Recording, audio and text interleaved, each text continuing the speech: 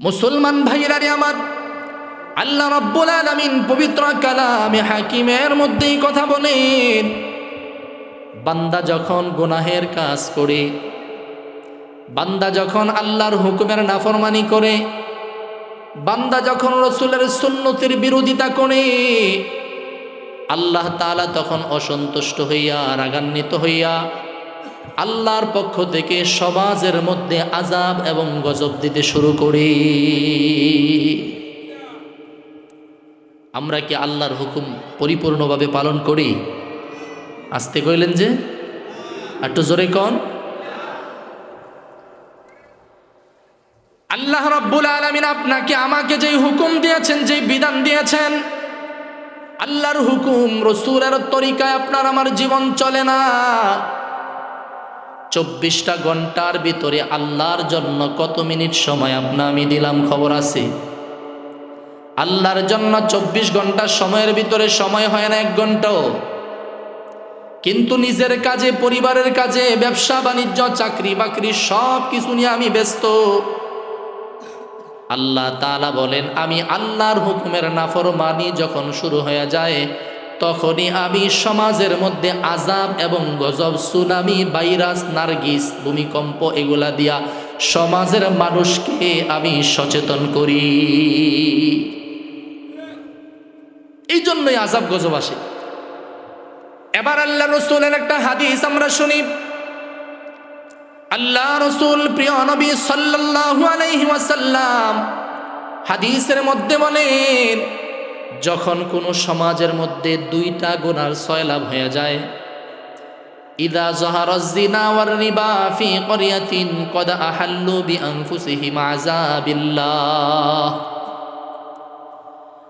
আল্লাহর পক্ষ থেকে সমাজের মধ্যে তখনই আযাব শুরু হয়ে যায় যখন কোনো সমাজের মধ্যে 2টা গুনাহ সয়লাভ হয়ে যায়। 1 নম্বরে ইদা যাহারাজ জিনা, যখন সমাজের মধ্যে জেনা ব্যভিচার অহরহ শুরু হয়ে যায়। আছে না নাই? হ্যাঁ, আসতে বেশি আছে না নাই? ইদা যাহারাজ জিনা ওয়ার রিবা, 2 নম্বরে যখন সমাজের মধ্যে রিবা, সুদ, ঘুষ, এই সমস্ত কারবারগুলা অহরহ শুরু হয়ে যায়, আল্লাহ বলেন তখনই, রাসূল বলেন তখনই আল্লাহর পক্ষ থেকে সমাজের মধ্যে আযাব চলে আসে। তখনই ভূমিকম্প হয়, তখনই সুনামি হয়, তখনই নার্গিস হয়, তখনই করোনা ভাইরাস হয়, তখনই মহামারী হয়। তখন আল্লাহ তাআলা সারা পৃথিবীর মানুষকে সতর্ক করে এই কথাই বুঝায়, আমি আল্লাহর হুকুমের নাফরমানি করে, আমি আল্লাহ এবং আল্লাহর রাসূলের তরিকার বিরোধিতা করে আর কতক্ষণ তুমি চলবা? যাহারাল ফাসাদু ফিল বাররি ওয়াল বাহরি বিমা কাসাবাত আইদিন নাস।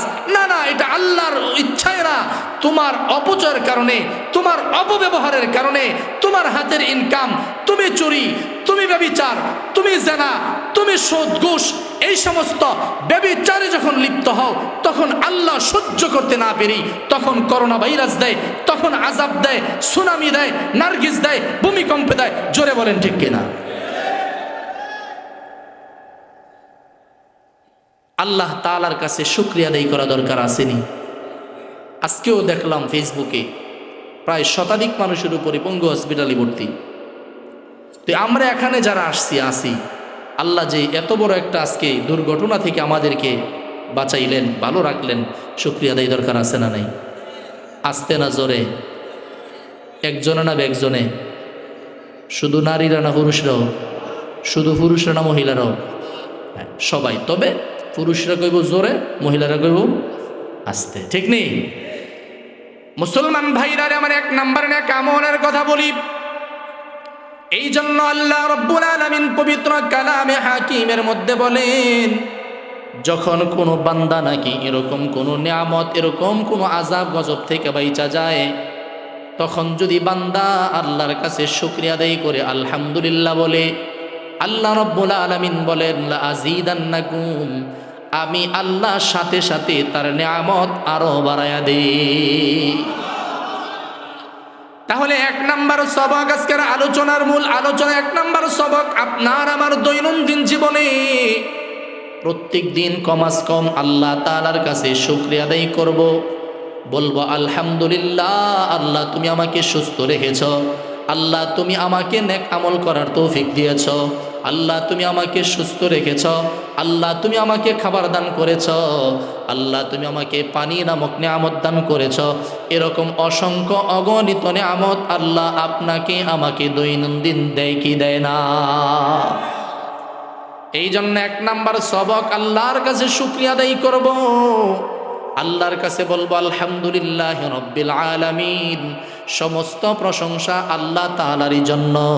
রসুল বলেন, যেই বান্দা প্রত্যেক দিন আল্লাহ তাআলার কাছে এই কথা বলবে, আলহামদুলিল্লাহ রব্বিল আলামিন, আলহামদুলিল্লাহ রব্বিল আলামিন, অথবা আলহামদুলিল্লাহ বলে নিয়ামতের শুকরিয়া আদায় করবে, আল্লাহ রসুল বলেন, চাই সেটা নারী হোক, চাই সেটা পুরুষ হোক, চাই সেটা যুবক হোক, যুবতী হোক, কালো হোক, সুন্দর হোক, লম্বা হোক, বেটে হোক, গরিব হোক, ধনী হোক, বিএনপি হোক, আওয়ামী লীগ হোক, জাসদ হোক, বাসদ হোক, জামাত হোক, আর যাই হোক, ঠিক নেই, আল্লাহ রাব্বুল আলামিনের হাবিব ডাক দিয়া কয়, মুসলমান, আমি আল্লাহর কাছে বেশি প্রিয় হইতেন হযরত ওমর। আর কিছুদিন আগেও আপনারা দেখছেন সোহরাওয়ার্দী উদ্যানে কাদিয়ানীদের বিরুদ্ধে বড় সমাবেশ হয়েছে কিনা? নরসিংদীর মানুষ মনে জানেন না, হয়েছে নি? কাদিয়ানি কয়, সেরাক বেবির হোলাই কয়, মিথ্যা নবুয়তের দাবিদার মির্জা গোলাম আহমদ কাদিয়ানি, সে কয় সে নাকি নবী, আখিরি নবী, আমার নবী, আপনার নবী ১৫০০ বছর আগে সিদ্ধান্ত করে গেলেন এই কথা যে আমি নবীর পরে আর কোনো নবী নাই, আমি খাতামুন নাবিয়্যিন লা নাবিয়্যা বাদি, ইন্নাল্লাহা ওয়া মালাইকাতাহু ইউসাল্লুনা আলান নবী, আমি নবীর পরে আর কোনো নবী নাই। এটা সংসদে আইন পাশ করা লাগবে কেন? আমার নবী তো আজ থেকে ১৫০০ বছর আগে আমার নবীর সত্য জবান দিয়া, যেই জবান দিয়া কোনোদিন মিথ্যা কথা বের হয় নাই, এমন নবী বলে গেছেন, আমি রসুলের পরে কোনো নবী নাই, আমি নবীর পরে কোনো নবী নাই, আমার রসুলের কথাই সত্য, আমার রসুল যা বলেছেন তাই সত্য। সংসদে আইন পাশ করা লাগবে না, যে এই আইন পাশ করার জন্য আন্দোলন করার কোনো প্রয়োজন নাই। নাস্তিক মুরতাদরা, ইহুদি খ্রিস্টানরা চাচ্ছে আমার নবীকে কিভাবে অপমান আর লাঞ্ছিতর কুলাঠা সরাইয়া আমার নবীকে বেইজ্জতি করা যায়, সরল প্রাণ মুসলমানদের ঈমান কিভাবে নষ্ট করা যায়। বাংলাদেশ সহ গোটা পৃথিবীতে নবীর এমন কিছু জিন্দা আশেক আছে যারা রাজপথে কল্লা দেওয়ার জন্য প্রস্তুত, জোরে বলেন ঠিক কিনা? কাদিয়ানীদেরকে অমুসলিম ঘোষণা করার জন্য মিছিল মিটিং করা লাগে, কি সোনার বাংলাদেশে এসে আমরা বললাম, অথচ রসুল নিজের মুখে বলে গেছে আমার পরে আর কোনো কি নাই। তো রসুল বলতেছেন যদি নবী হইতো তাহলে ওমর। তাহলে এই হাদিস থেকে কি বোঝা যায়? ওমরের দাম বেশি না আবু বকরের? ওমরের। আবার রসুল এই কথাও বলছেন, আল্লাহর কোরআনের মধ্যে এই কথা আসছে। কথা কি? লা তাখফ ওয়ালা তাহজান ইন্নাল্লাহা মা'ানা। হযরত আবু বকর সিদ্দিক রাদিয়াল্লাহু তাআলা আনহুকে সান্ত্বনা দিয়ে বলতেছেন, আবু বকর তুমি টেনশন করিও না, চিন্তা করিও না, গারে হেরের ভিতরে থাইকা এখানের মধ্যে তুমি মনে করতেছো তুমি আর আমি না, এখানের মধ্যে আল্লাহ আছে, অর্থাৎ তোমার আর আমার সাথে আল্লাহ তাআলাও আছে। আবু বকরকে রসুলের সাথে বুঝাইলেন, মাই মানি সাথে,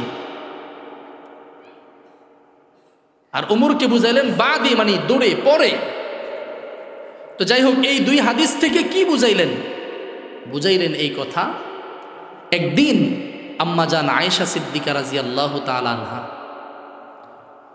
আল্লাহ রসুলকে ডাক দিয়ে বলতেছেন, ইয়া রাসূলুল্লাহ, ইয়া হাবিবাল্লাহ, এই যে দেখেন আসমানের মধ্যে যে তারকাগুলা দেখা যায়, এই তারকাগুলার চেয়ে তো বেশি আপনার উম্মতের নেকামল আছে, এরকম উম্মতকে? আল্লাহ রসুল সাল্লাল্লাহু আলাইহি ওয়াসাল্লাম কৌতূহল করে, স্বামী স্ত্রীর মাঝখানে এরকম হালাল কৌতূহল করা জায়েজ, এটা সুন্নত। তো হযরত আবু বকর সিদ্দিক এবং ওমর দুই সাহাবীর যে কোনো এক সাহাবীর নাম বলবি। তো যেহেতু হযরত আয়েশা সিদ্দিকা রাদিয়াল্লাহু তাআলা আনহা আল্লাহ রসুলকে ডাক দিয়ে বলতেছেন, আসমানের তারকার চেয়ে তো বেশি নেক আমল অথবা এর সমপরিমাণ নেক আমল আছে কোন সাহাবীর আপনার? তো আয়েশা সিদ্দিকা মনে করছে যে আমার বাবার কথা বলবি, মানে আবু বকরের কথা বলবি। আয়েশা সিদ্দিকা রাদিয়াল্লাহু তাআলা আনহার প্রশ্নের জবাবে রসুল কৌতূহল করে বললেন, যে এই আসমানের তারকার চাইতে বেশি এবং তারকা সমতুল্য নেক আমল যার, তিনি হলেন হজরত ওমর। কার নাম কইছে? আয়েশা সিদ্দিকা চিন্তা করছে কার নাম? আবু বকরের নাম বলবে, বাবার নাম বলবে, যেহেতু মেয়ে বাবার কথা বলবে। যেই মাত্র ওমরের কথা বলছে, আয়েশা সিদ্দিকার মন তো বেজার, চেহারা কি হয়ে গেছে, কালো হয়ে গেছে। বাপের কথা কয় নাই, চেহারা কি কালো হয়ে গেছে। এই জন্য দেখবেন সমাজের প্রত্যেকটা নারী, প্রত্যেকটা মহিলাই, মা বোনেরা রাগ করেন না, আমরা করে সারা আমগো বাউন বেড়ের কথা কইতেছে, আগেই কইলই। প্রত্যেকটা নারী, প্রত্যেকটা মেয়ে চায়, মহিলাই চায় যে স্বামীর মুখ দিয়ে যদি আমার বাবার বাড়ির প্রশংসা একটু শুনতে পারতাম। কথা বোঝে না। আর আমি এই বিপদে শুধু আপনারা না, আমি নিজেও আছি এই বিপদে। কথা বুঝেন নাই? প্রত্যেকটা নারী চায় যে আমার স্বামীর মুখ দিয়ে যদি আমার বাবার বাড়ির প্রশংসা একটু শুনতে পারতাম। তো আয়েশা সিদ্দিকা রাদিয়াল্লাহু তাআলা আনহা সেই চিন্তাটাই করছিল যে আমার রসুল যদি, অর্থাৎ আমার স্বামী যদি আমার বাবার কথা কইতো তাহলে না মনটা খুশি লাগতো। কিন্তু কইছে কার নাম? ওমরের নাম। আমি এইভাবেই ওয়াজ করি, কারণ ছাত্রদেরকে পড়াই তো, এইভাবেই পড়াই, এইভাবেই কথা বলি। তো ওমরের নাম বলাতে আয়েশা সিদ্দিকার কি না মন খুশি না। দেখবেন সমাজের মধ্যে আমাদের অনেক মা বোনেরাও আছে, যদি কোনো দিন খালি তার বাপের বাড়ির একটু বদনাম হইতে পারেন, ওই দিন দেখবেন হয়তো তরকারির লবণ কম হইব, নাইলে বেশি হইব, যে কোনো একটা ঝামেলা হইবই। আর যদি প্রশংসা বানায় সানাই যদি কিছু খালি করতারেন, তুমি বাড়িতে গেছিলাম, রান্নাটা যে করে খাওয়াইছি গো আমার হরিয়ে, দেখবেন যে এক সপ্তাহ আপনার খানা উন্নত হয়ে গেছে। এই প্রশংসা প্রত্যেকটা নারী, প্রত্যেকটা মা বোনেরাই চায় যাতে করে আমার স্বামীর মুখ দিয়া বাবার বাড়ির প্রশংসা হোক। আর এইটা শুরু হয়েছে কই থেকে? অজ বোঝে না, ওই ১,৫০০ বছর আগের থেকে আইছে। অতএব আমাদের মা বোনদের কোনো দোষ নাই, ওইখান থেকেই আসছে এটা, আর এটা স্বাভাবিক। যেই মাত্র হযরতে ওমর রাদিয়াল্লাহু তাআলা আনহুর নাম বললেন, আয়েশা সিদ্দিকা রাদিয়াল্লাহু তাআলা আনহা ডাক দিয়া কয়, আমি তো মনে করছিলাম আমার বাবার নাম বলবো, চেহারাটা বড় বেজার। আল্লাহ রসুল তো তার চেহারা দেখা বুঝা ফেলছে, ভাবছে মনে হয় বাবার কথা বলবো, কিন্তু বাবার কথা না বইলা ওমরের কথা বলার কারণে চেহারাটা মলিন করে ফেলছে, চেহারাটা কালো হয়ে গেছে। আমার নবী রাহমাতুল লিল আলামিন ডাক দিয়া কয়, আয়েশা তুমি চেহারা মলিন করার কোনো কারণ নাই গো, আমি কিন্তু তোমার বাবাকে সমস্ত উম্মতের সাথে, সমস্ত সাহাবীদের সাথে মিলাই নাই। তোমার আব্বাকে আমি আলাদা কইরা সমস্ত উম্মতের মধ্যে যত উম্মত আছে, সমস্ত সাহাবীদের মধ্যে যত সাহাবী আছে, সমস্ত মানুষের মধ্যে যত মানুষ আছে, যত আশিকে রাসূল আছে, সবগুলা মানুষকে আমি একদিকে করলাম, আরেকদিকে তোমার আব্বাকে আমি আলাদা করলাম। তোমার আব্বাকে সারা পৃথিবীতে যত মানুষ আছে, যত সাহাবী আছে, সবগুলা সাহাবীকে আমি একসাথে কইরা আমি বুঝাইলাম সমস্ত মানুষের মধ্যে, সমস্ত উম্মতের মধ্যে সবচেয়ে তো ফার্স্ট কোয়ালিটির আমলদার হইলেন হযরত ওমর। কিন্তু তোমার আব্বারে আলাদা করছি। তোমার আব্বার কথা কি কমো? তোমার আব্বার সাথে তো তুলনাই হয় না। আরে তোমার আব্বার সাথে কি তুলনা হবে? তোমার আব্বা তো গারে হেরার ভিতরে হিজরতের রাত্রিতে 3 রাত্র আমার সাথে ছিল। আবু বকর সিদ্দিক রাদিয়াল্লাহু তাআলা আনহুয়ের হিজরতের 3 রাত্রের আমল যদি এক পাল্লায় রাখা হয়, এরকমভাবে ওমর সহ গোটা পৃথিবীতে যত সাহাবী আছে, যত উম্মত আছে, যত মানুষ আছে, সব মানুষের আমল যদি এক পাল্লায় রাখা হয়, তোমার আব্বা আবু বকরের 3 রাতের আমলটাই বেশি ভারী। হযরত আয়েশা কা, হা হা তাইলে ঠিক আছে, তাইলে থ্যাংক ইউ। এবার মুসলমান ভাইরা রে আমার, বলতেছিলাম হযরত আবু বকর এবং উমর 2 সাহাবীর ভিতরে নেক আমল নিয়ে কম্পিটিশন কেমন ছিল। তারাও ছিলেন খলিফা, তারাও ছিলেন রাষ্ট্রনায়ক, তারাও ছিলেন প্রধানমন্ত্রী, দেশ পরিচালনা করতেন। তাদের ভিতরে ন্যায় নিষ্ঠা, তাদের ভিতরে চালচলন কেমন ছিল, তাদের চিন্তা ফিকির কেমন ছিল, উম্মতের জন্য তাদের দরদ কেমন ছিল। আর আজকে আমাদের নেতা নেত্রীদের আদর্শ কোথায়? একবার হযরতে ওমর হিমসের গভর্নর বানায়া হযরত ওমরকে পাঠানো হয় হিমসের গভর্নর হওয়ার পরে হজরত ওমর যখন চলে গেছে, হজরত ওমরের ব্যাপারে কোনো কমপ্লেন আছে কিনা মানুষের কাছে জানতে চায়। মানুষেরা বলে যে হজরত ওমরের ব্যাপারে কোনো কমপ্লেন নাই, তবে 2-3টা কমপ্লেন আছে। ওই কি কমপ্লেন? হজরত ওমর মাসের মধ্যে একদিন অফিসে আসতে দেরি করে আসে।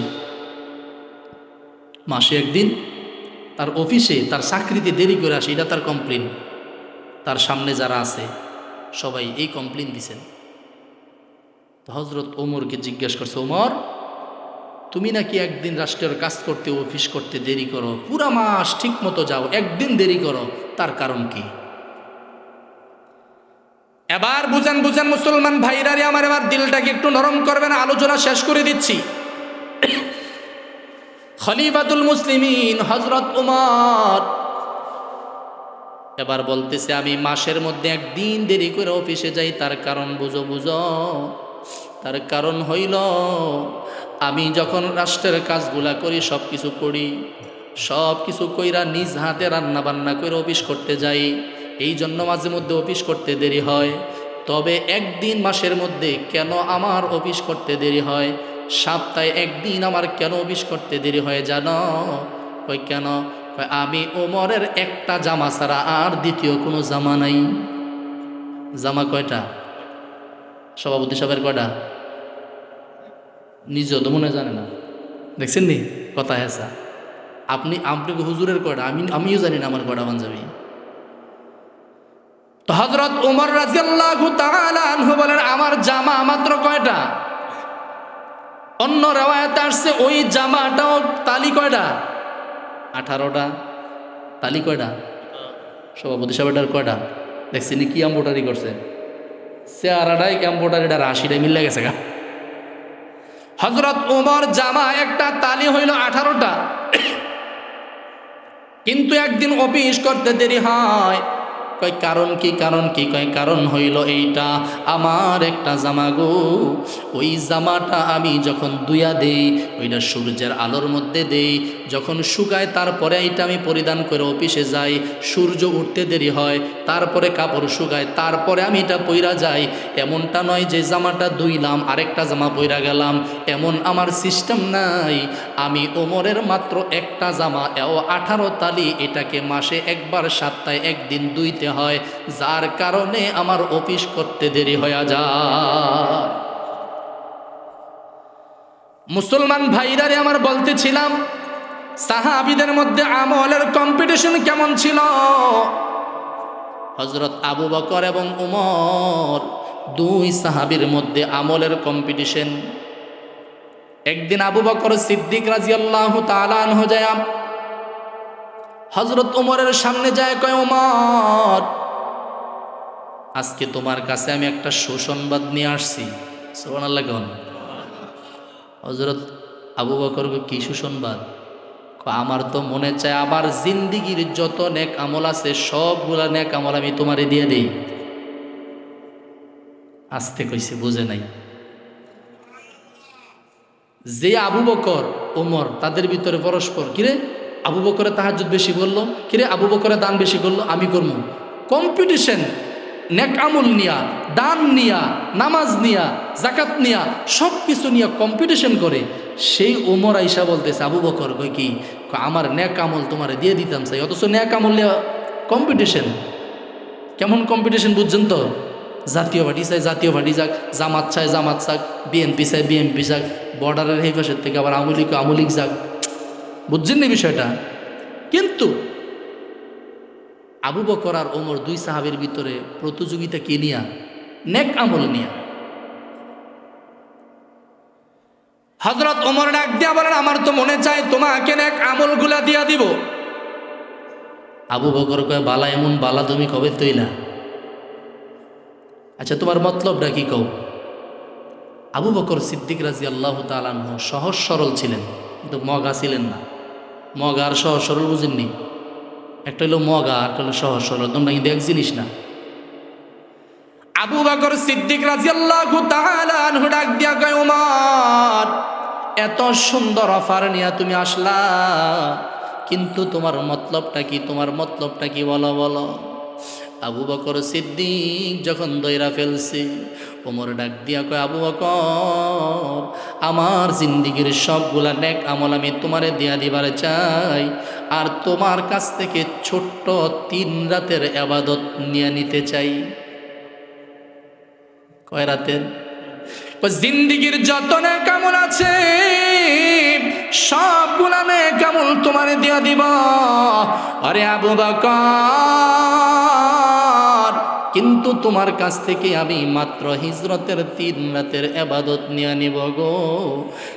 কারণ তুমি হিজরতের 3 রাতের ইবাদতের কারণে আল্লাহ তাআলার কাছে এত দামি। মুসলমান ভাইরা রে, আবার দিলটাকে একটু নরম করার চেষ্টা করেন। যেই ব্যক্তিটা নামাজি হয়, যেই ব্যক্তিটা পর উপকারী হয়, যেই ব্যক্তিটা মানুষের উপকার করে, সে একজন সমাজের মধ্যে দামি মানুষ। আল্লাহ রসুল বলেন, এই ব্যক্তিটা কেমন দামি, যে নাকি মানুষের উপকার করে, যে নাকি সমাজের উপকার করে, মানুষ বিপদে পড়লে তার বিপদে দৌড়ে যায়।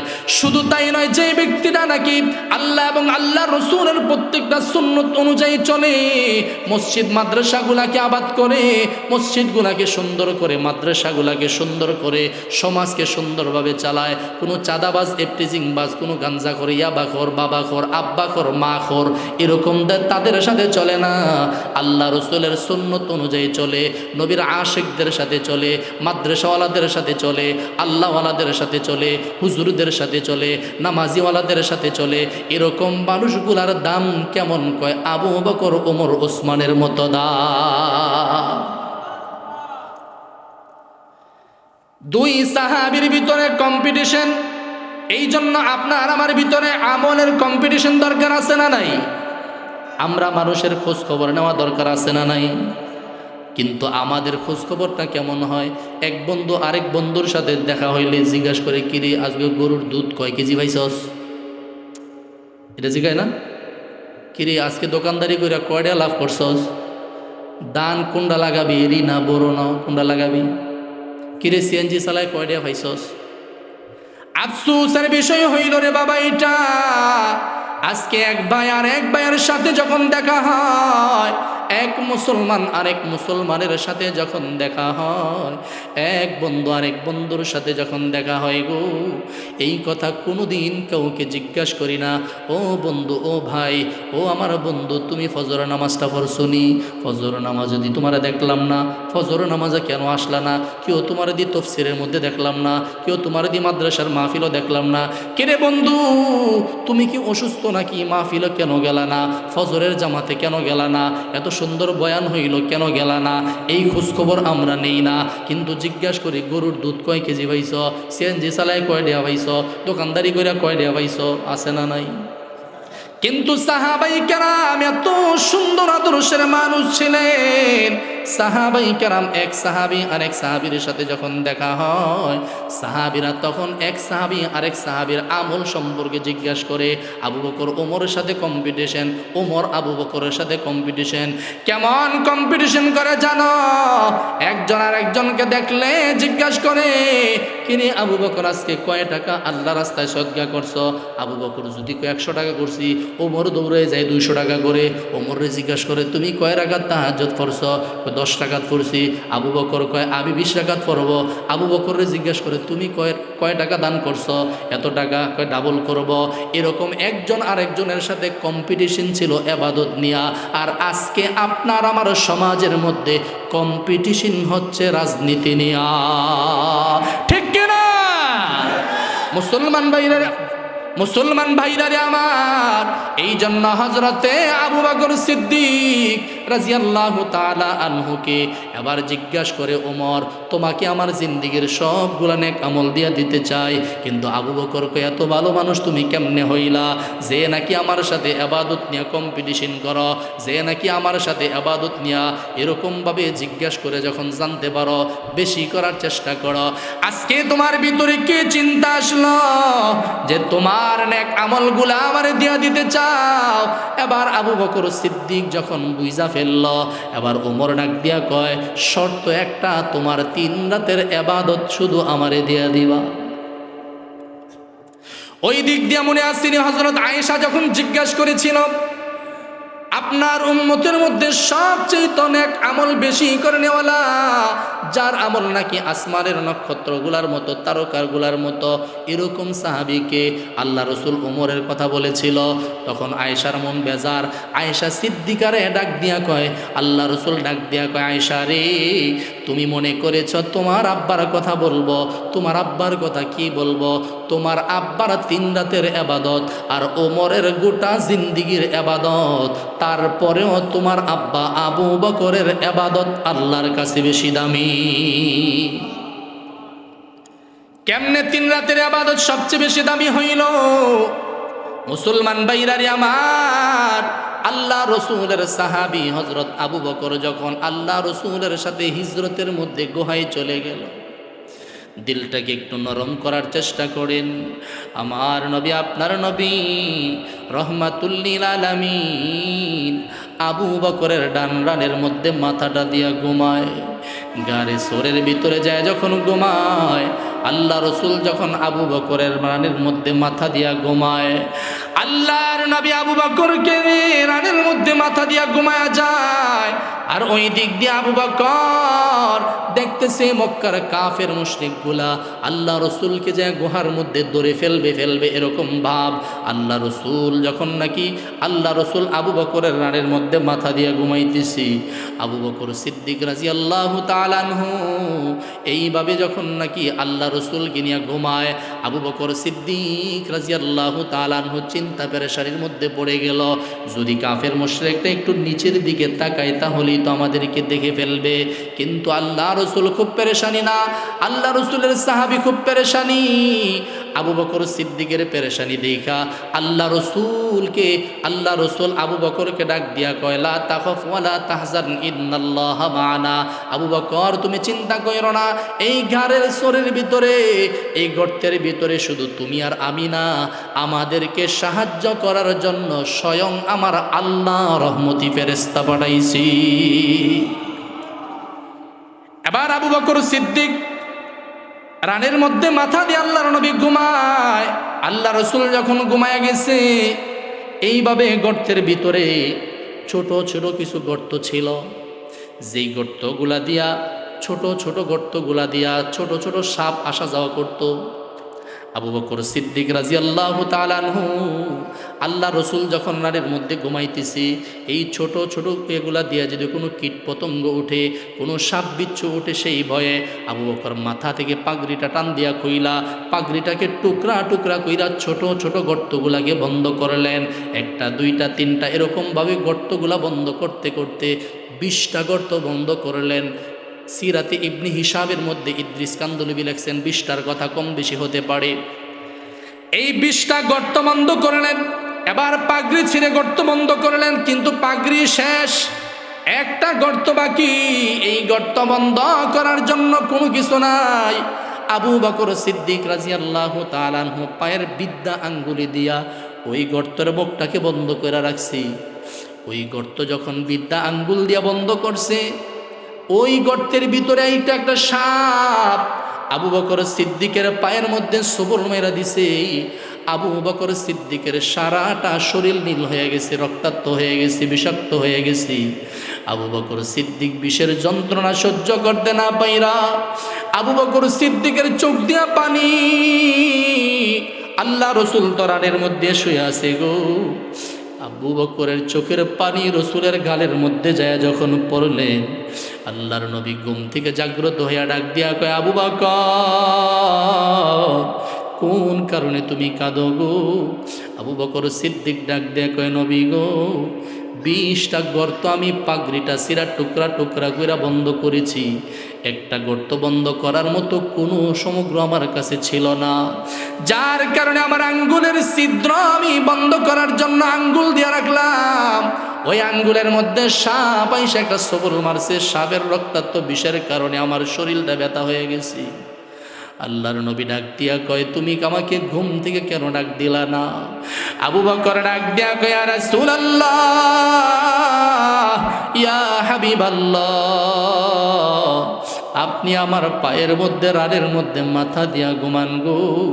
সাধারণ একটা সাপের ছোবলের বিষের কারণে যদি আমি আবু বকর আপনাকে ঘুম থেকে ডাক দিয়া ঘুমটাকে ডিস্টার্ব করে দেই, হাসরের ময়দানে যদি আল্লাহ ডাক দিয়া কয় আবু বকর আমার রহমতের নবী মাতৃভূমি মায়ের এলাকা বাবার এলাকা ছাইরা কাফের মুশরিকদের জ্বালা যন্ত্রণা সহ্য করতে পারে নাই, যার কারণে মদিনার দিকে রওনা হইছে, ক্লান্ত শরীরটা নিয়ে তোমার রানের উপর মাথা দিয়ে একটু ঘুমাইছি, কিন্তু তুমি একটু সাধারণ সাপের ছোবলের কারণে চোখের পানি ফলাইছো, সাধারণ একটা সাপের ছোবলের কারণে আমার নবীর ঘুম তুমি বাধা দিলা। আল্লাহ যদি আমার হাসরের ময়দানে ধরে আমি আবু বকর আল্লাহর আদালতের মধ্যে দাঁড়াইয়া জবাব দেওয়ার মতো সাহস আমার নাই। এই জন্য নবী গো আপনার আমি ডাক দেই না। আল্লাহর নবী এইভাবে মুখ থেকে লালা বের করে আবু বকরের পায়ের মধ্যে লাগাই দিছে। সিরাতের কিতাবের মধ্যে আসছে যেই মাত্র আবু বকর সিদ্দিক আল্লাহ রসুলের লালা মুবারক তার পায়ের মধ্যে লাগাইছে, সাথে সাথে সাথে বিষ পানি হয়ে গেছে। এবার ঘটনা এখানেই শেষ না। আল্লাহ রসুল কয় সাপ কেন আমার আবু বকরকে সবল মারলো, ধ্বংস করলো? সাপের ডাক দিয়া কয় সাপ দাঁড়াও, তুমি কেন আমার বন্ধু আবু বকরকে সবল মারলা? সাপের জবান দিয়া কত সুন্দর কথা বের হইছে। সাপ ডাক দিয়া কয় ইয়া রাসূলুল্লাহ ইয়া হাবিবাল্লাহ, আমি খ্রিস্টানদের বড় পাদ্রী বড় আলেমের কাছ থেকে আজ থেকে 100 বছর আগে আমি কথাটা শুনছিলাম, যখন নাকি এমন একটা নবী আসবে মক্কাতে তার কুরাইশ বংশে তার জন্ম হবে, কিন্তু মানুষের জ্বালা যন্ত্রণা সহ্য করতে না পাইরা, কাফের মুশরিকদের যন্ত্রণা সহ্য করতে না পাইরা মাতৃভূমি মক্কা সাইরা রহমতের নবী মদিনার মধ্যে চলে যাবে। আর যাওয়ার সময় এই হিজরতের রাত্রিতে 3 রাত্র এই গুহার মধ্যে অবস্থান করবে। আজ থেকে 100 বছর আগে আমি খ্রিস্টানদের বড় আলেমের বুক থেকে এই কথাটা শোনার পরে আজ থেকে 1 দিন 2 দিন নয় 100 বছর পর্যন্ত আপনার নুরানি চেহারাটা দেখার জন্য গর্তের ভিতরে ডুইকা রইছি। কিন্তু এই নাফরমান আবু বকর, এই আবু বকরের কারণে এই গর্ত দিয়া আপনার চেহারাটা আমি দেখতে পারি নাই।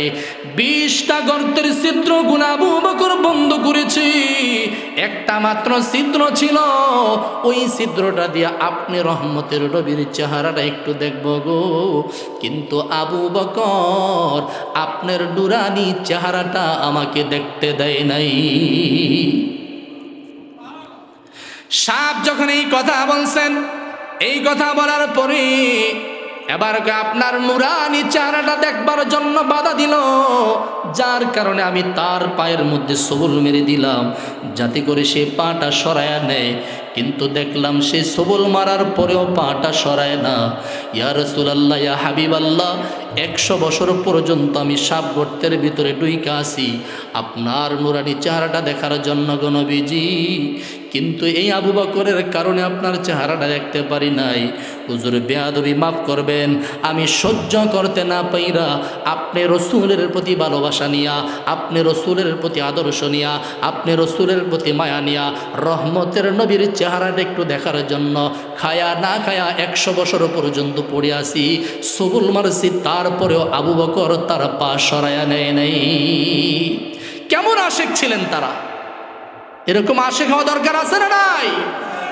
তো নবী তো নাই, নবীর সাহাবী নাই, তাবিঈ নাই, তাবিঈ নাই, যে 4 যুগের কথা বলে গেছেন এগুলা তো নাই। কিন্তু নবী বলেন আমি দুনিয়াতে নাই দেখে কি হয়েছে, আমি আমার ওয়ারিস ওলামাই কেরামদেরকে দুনিয়াতে রেখে গেলাম, আমি আমার নবীজির মাদ্রাসা দুনিয়াতে রেখে গেলাম। তোমরা যদি নায়েবে রসুলদেরকে মহাব্বত করো, আমি নবীর মাদ্রাসাকে মহাব্বত করো, আমি নবীকে মহাব্বত করার সমতুল্য। দরকার আছে না নাই? রসুল বলেন কুন আলিমান আও মুতাআল্লিমান আও মুস্তামিআন ওয়ালা তাকুন খামিসান। রসুল বলেছেন নিজে আলেম হও, না হয় সন্তানকে আলেম বানাও, না হয় আলেমের বাবা হও, না হলে আলেমের মহাব্বতকারী হও, ওয়ালা তাকুন খামিসান, কিন্তু আলেমের বিরোধিতা। তাহলে আলেম তৈরি হয় কোথায়? ইউনিভার্সিটি, হাই স্কুলে, হ্যাঁ? তাহলে মাদ্রাসাগুলো থাকা দরকার আছে না নাই? উঠতেছে, অনেকে উঠতেছে, মজার ঘটনা আছে, উঠতেন না। এই মাদ্রাসাগুলো থাকা দরকার আছে না নাই?